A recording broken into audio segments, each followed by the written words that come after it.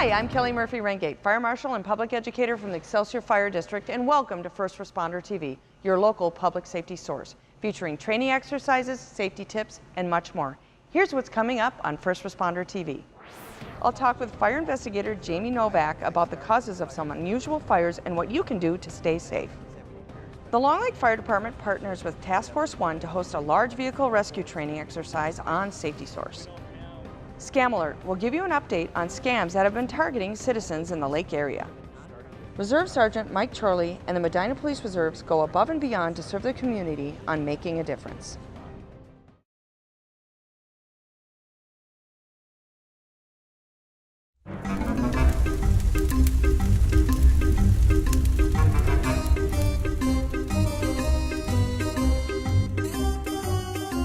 Joining me today is Jamie Novak from Novak Investigations. Thanks for coming and spending some time with us You are today. most welcome. So today we just want to find out about you and some of the unusual investigations and trainings you've done. So can you start by telling us a little bit about Jamie Novak? Sure. I got my start in the fire service back in 1979, joining the Golden Valley Fire Department as a volunteer, then finally a part-time fire inspector, then full-time. And then I got hired by the State Fire Marshal's office in 1984 and did work for them as an investigator in the metro area for 12 years, and then got hired by St. Paul Fire Department as their chief investigator. Did that for 2 years till we had budget cuts, and then became a 24-hour shift fire investigator, and did that for a total of 21 years with St. Paul Fire.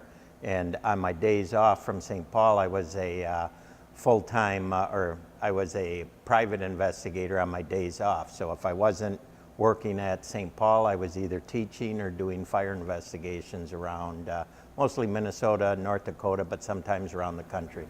So you mentioned that you teach. Can you tell us a little bit about the training and what you teach? Yep. Part of the reason I teach is I was really lucky at the State Fire Marshal's office. Right from the get-go, they told me, go out and start helping these other guys teach. And so over the last 30 years, I've been able to burn 150 houses, one room at a time, to flash over, and blow up 10 houses with propane and natural gas. So the more I burn, the less I know of the weird stuff that can happen. So I have a lot of good videos and photos, because I'm big on don't tell me about something, show me something. So I show a lot of videos and photographs and teach. And I've been really blessed to be able to teach all around almost all 50 states and in quite a few other countries. Tell us a little bit about some of those countries. Some of those countries started out with, I got to go to South Africa. I've been there twice. I've gotten to go to Australia, Sweden, UK, Ireland, Denmark, Mexico, and Chile. Wow. And so I've been really blessed, and people all over the world, they just want to learn. And you learn as much teaching because they share information with you and tell you about weird fires, and you just shake your head at some of the stuff that happens. So circling back a little bit to that, so what subjects are you teaching when you teach in these different states and these different countries? I teach flashover and unusual fire behavior, gas explosions, and electrical fire investigation, because the fire service loves to blame everything on electrical. They get there, put out the fire, they see an arc, yep, it's electrical, let's go home, it's cold out. So a question for you, could you briefly explain to our viewers what flashover is? Flashover is when a fire from the incipient stage starts raising up the temperature in the room. When the temperature gets to about 1,000, 1,200 degrees, almost everything in the room will ignite at the same time, and that's the phase of the fire where we call flashover, where almost everything erupts into flame at the same time. And from when I first started to now, it happens a lot faster, because our grandmother's furniture didn't hardly burn at all. When I first started, it was tough to get a room to go to flashover. Now I could walk into my living room and light the corner of my couch on fire, and in 3 to 5 minutes, the living room's fully involved. And flashover is what kills people normally. That's correct. It's smoke, and it's what helps speed up the fire that's going to trap people inside their house. That's why, prevention, it's so frustrating to see people die when, if they just had good working smoke alarms and they would think about sprinklers, nobody should ever die in a fire unless you're incapacitated or you're drunk. So let's talk about some of these fires that you're talking about, unusual fire behavior. What is the most, I guess, the farthest place or the most unique place you've ever had to investigate a fire? I was supposed to go to Abu Dhabi for a fire, but I ended up turning it over to another investigator who I thought the fire best suited him. I found out I could have handled it because it was not petroleum, it was storm. But I've been to Canada for fires, and most of the other countries, I didn't go there to investigate, I more went, but I've gone to a couple of fires while I was there to help out the locals. So not that I was hired to do that, but got to look. But you know, I've been all over the States looking at some fires for manufacturers and stuff, and then teaching everywhere.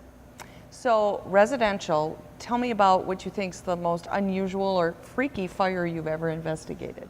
One in St. Paul, we did an air conditioner in the middle of winter that was not being used, and it ended up, the owner was telling me, oh, this air conditioner was making a funny noise, and he said there was a hole in the screen. When I had the firefighters pull it out, there was a squirrel's nest inside this window air conditioner, and it had chewed through the wires and shorted out the wires in the air conditioner, starting his nest on fire.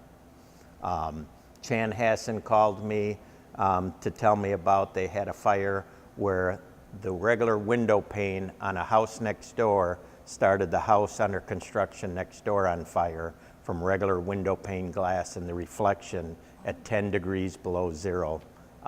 It heated up the siding, and it started the siding on fire twice, 2 different days. And you've been to a couple fires that have been started by reflections, haven't you? Yep, Yeah. reflections or sunlight. I've had the articulating magnifying glasses that, you know, our grandparents sometimes use with the light in them. I've had sun go through that and start a couch on fire. I've had it start papers on a desk on fire.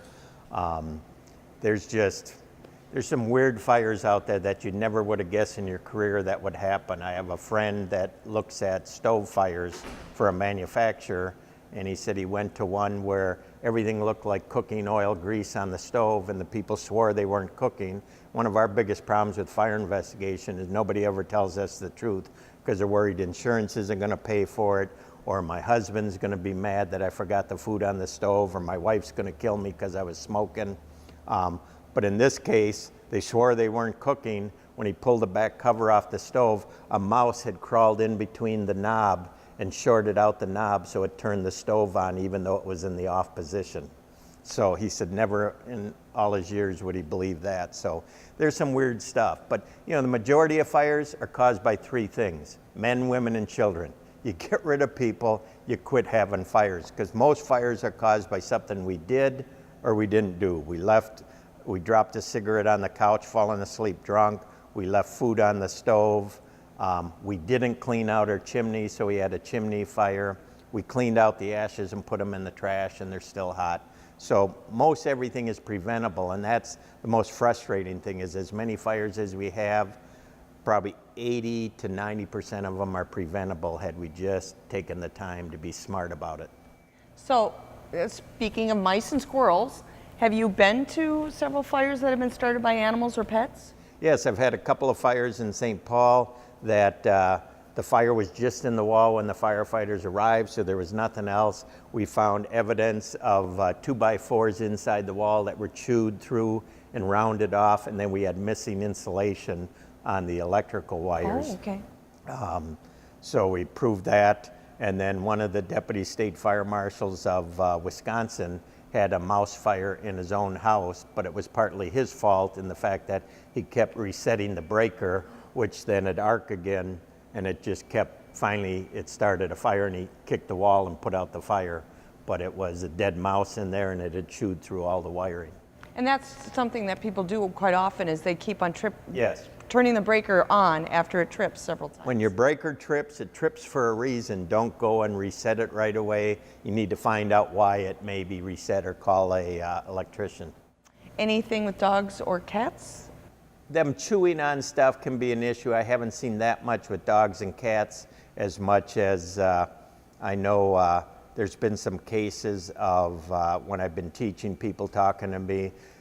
Some in Philadelphia, some police officers were on a stakeout for a possible attempted arson, and they saw a bum throw a cigarette And a few minutes later, a pigeon swooped down, picked up the cigarette butt, flew to the belfry of the church, and they said 15 minutes later, the church steeple is on fire from a bird and a cigarette butt and nest. And I've heard that in Hawaii. Somebody says you look at the top of the palm trees and there's all these burnt fires because of the birds bringing up cigarette butts into their nests. Wow. I know the Excelsior Fire District has responded where the dogs jumped on the stove to grab the cookies and Yes. turn the burner on and starts We've everything. had that many times with dogs jumping up for birthday cake, dogs jumping up for right after graduation. They stored all their buns on top of the stove after graduation party, and the dog jumped up, turned on the burner. And then we've had a few where cats have jumped and knocked over candles. Oh, yeah? And then my son just investigated one the other day where they think the cat jumped up onto the mantle of the fireplace and stepped on the remote control switch for the fireplace, you know, in the middle of summer with blankets were up against the side of the glass. Because you're not going to start your fireplace in the summer. Yep. So is there any other myths about fire behavior that you would like to share about the audience and help dispel? I think people think there's plenty of time in a fire to get out, and what they don't realize is depending on the ventilation and the furniture and where the fire starts, they may only have 1.5 minutes to 2 minutes to get out. That's why you need working smoke alarms in every room of the house, and best that they be interconnected. If you live in an older house that doesn't have, when one smoke detector goes off, they all go off, you can purchase for about $30 a piece wireless battery operated smoke alarms. When one goes off, they all go off. I just bought those about 3 years ago for my dad, who's 95, because he's in a house from the 50s. And I put one in his tuck under garage, in his laundry room, so when one goes off, even though he's hard of hearing, he's going to hear it in his bedroom. I actually have those in my house. Yep. Yeah, and they do work really good, and they're very easy to install. Yes. So you've seen a lot of fires. Tell me about the closing the door in your bedrooms.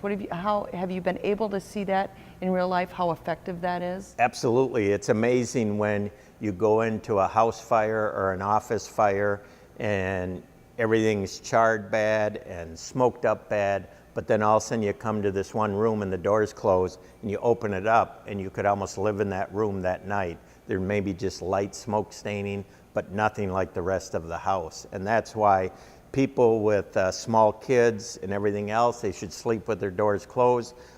But also, if they're going to sleep with their door closed, you need to have smoke alarms inside that room, because if the fire starts inside that room, it may be too late by the time it sets off the smoke alarm in the hallway. So sleep with your doors closed, but have smoke alarms in every room in the house. And you need to test them. It's amazing, when I was at St. Paul, over 50% of the houses had one, if not all of the smoke alarms not working. And it's like the one thing that can save your life, and people don't think anything about it. It's not going to happen to them. It's almost like they're out of sight, out of mind. Yes. And it's just going back to the sprinkler thing you mentioned earlier, people talk about, well, they're ugly. Well, people don't even notice their smoke alarms, and if you have a house with a sprinkler in it, you're not going to see that anymore. Yes. Yep. And you know, I've sprinkled the last 3 houses I've lived in. I just, you know, I'll spend that money, but people spend it on a sprinkler system for their yard, or they'll spend it on $7,000 fireplace for their house, where they're more apt to have a fire if it's not installed properly. So I just think, you know, as much as fire safety gets a bad rap, it's not that expensive, and it can do a lot of good. So is there anything that you would like to add that we have not covered today? I just think people, if they have any questions, call your local fire marshal. They can answer the questions. They're a great resource. Sometimes they have free smoke alarms or cooking devices, but pay attention, check out your house, make sure everything's working, and have a plan with your family. It takes so little time to be safe, that be safe out there, be fire smart, stay and look when you cook, and have working smoke alarms. And at least if you do have a fire, be cautious and get out right away and have a plan. Thank you so much for spending time with us today. I know you're really busy as an investigator. No problem. First Responder TV will be right back after this short break.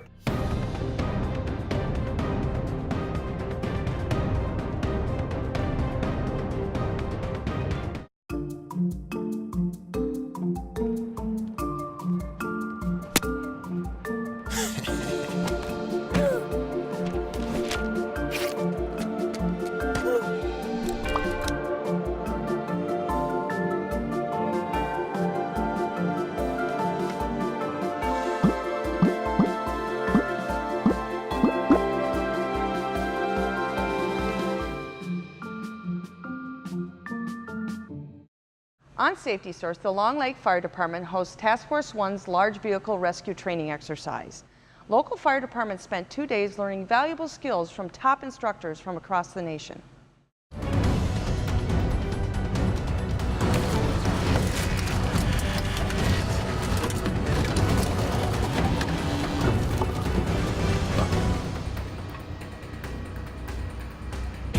Task Force 1 is a training and consulting organization. We are located actually in northeastern Pennsylvania. That's where our office is. However, we have instructors from all over the country, about 60 instructors. We work with emergency services all over the country. This program is called Large Vehicle Rescue. Long Lake contacted us and they said, we feel we have good facilities and we would like to host the program. And so it was opened up to not only their department, but also regional departments. They sent 4 instructors up here to spend a couple days with about 30 firefighters to get us out here with a school bus and a semi-truck and a bunch of complex car situations. They're just taking us through stabilization and lifting and cutting.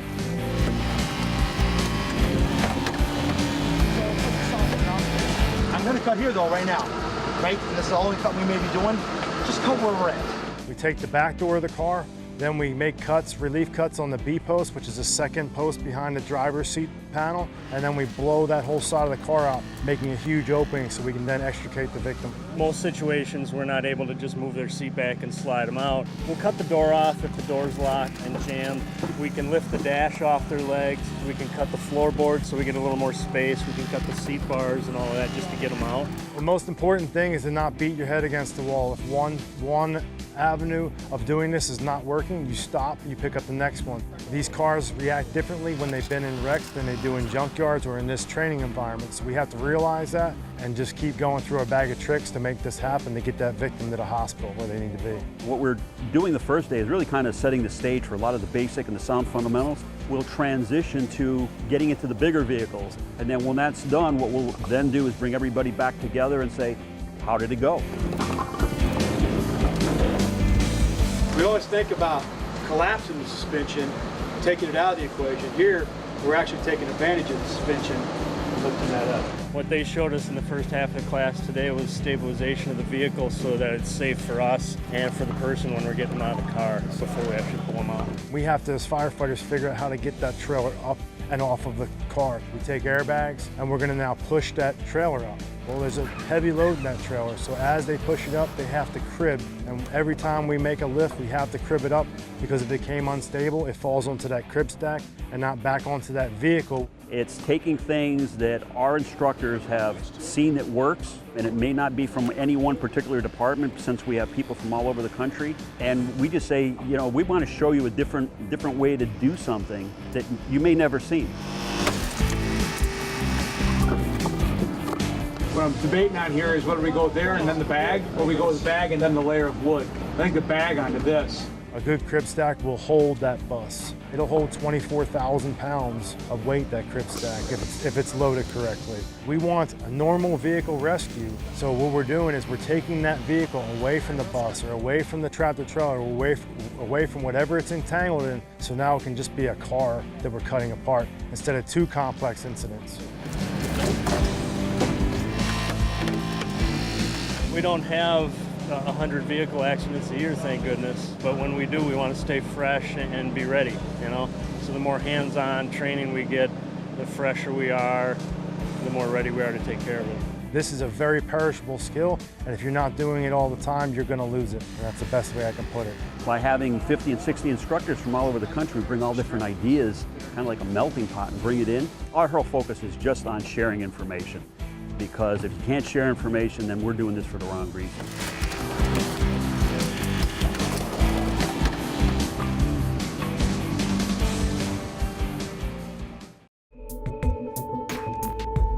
Lake Minnetonka Communications Commission, located in Spring Park, creates a variety of high-quality public, educational, and government programming for our member cities. All in favor? LMCC operates 4 channels. Channel 8, or HD 808, offers city council meetings in high definition. Staff-produced and community programming airs on channels 12 and 21. Channel 20 features school board and other government agency meetings. The studio is fully equipped in high definition, featuring state-of-the-art Panasonic cameras and fluorescent lighting. The studio is used to create a variety of LMCC programming. The LMCC production van is used to cover a variety of events in the community in high definition, including high school sports, concerts, and community forums. If you live in one of our member cities and are interested in producing your own show or using your talents for a production, please contact the Lake Minnetonka Communications Commission. LMCC, your community TV. It's time for Scam Alert. This segment alerts the public on scams that have been reported to local police departments.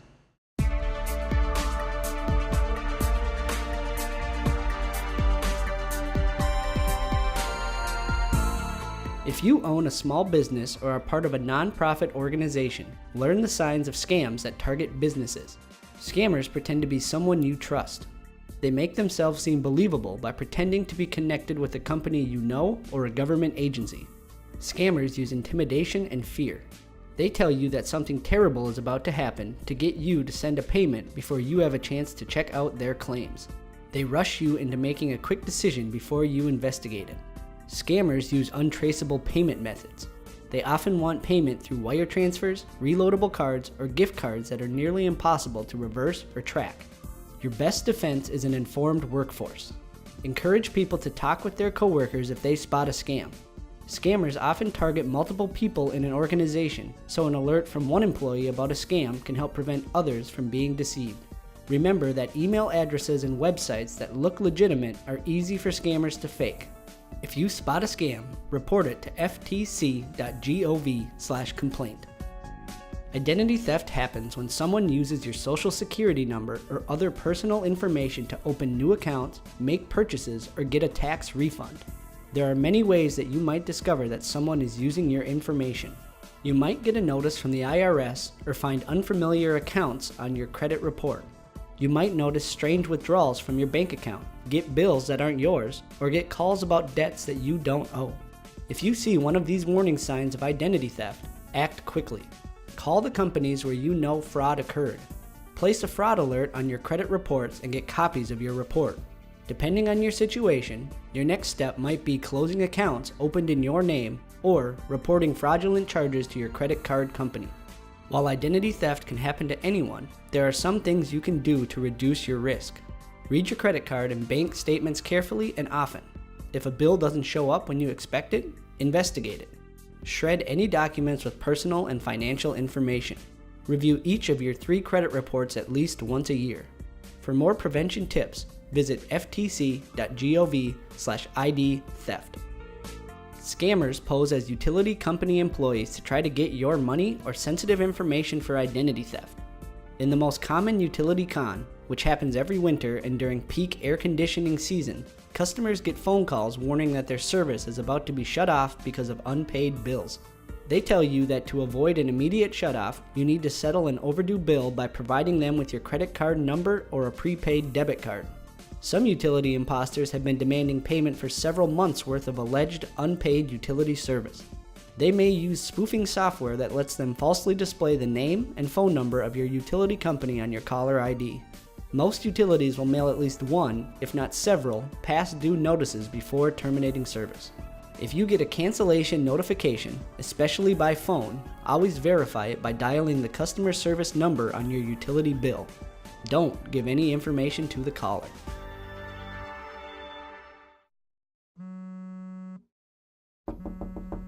Mike, I'm heading out to run some errands. Better get up soon. Mike, don't you have to go to work? Mike. Honey? Are you listening to me? Mike, get up. Mike, wake up. Michael, get up.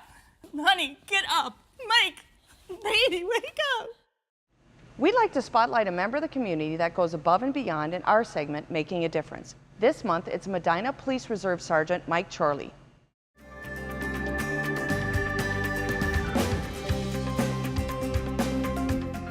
I started in 2000, so I'm on my 16th year now as a Medina Reserve.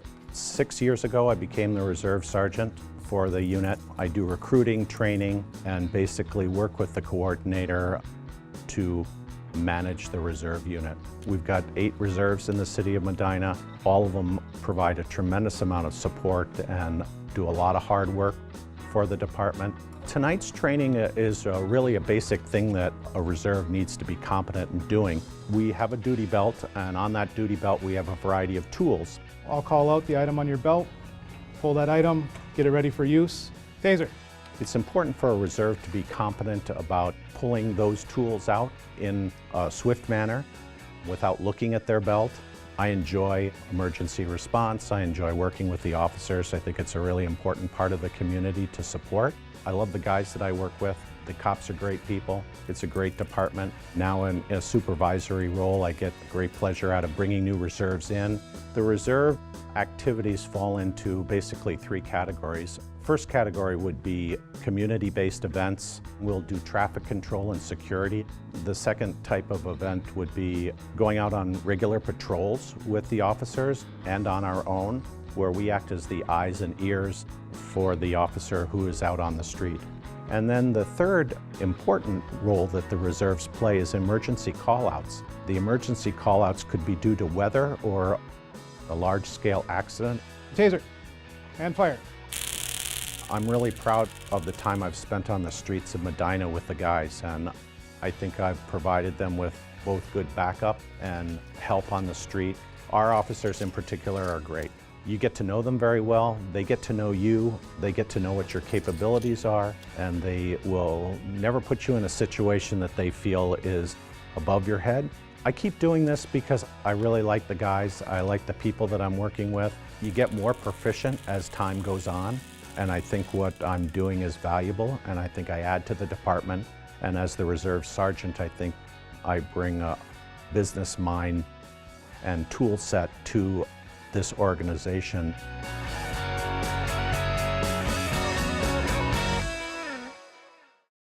Thank you for watching First Responder TV, your local public safety source. If you have an idea for a segment, an upcoming public safety or fire prevention event, please let us know.